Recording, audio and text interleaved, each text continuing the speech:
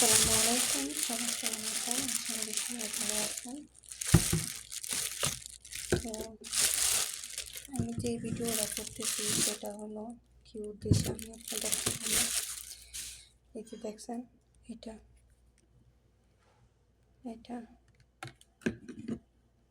এই যে ডেটল, এই যে এটা ঘর পরিষ্কার করা খাতার জিনিস ডেটল মানে তাল বাসনও দিবার জন্য।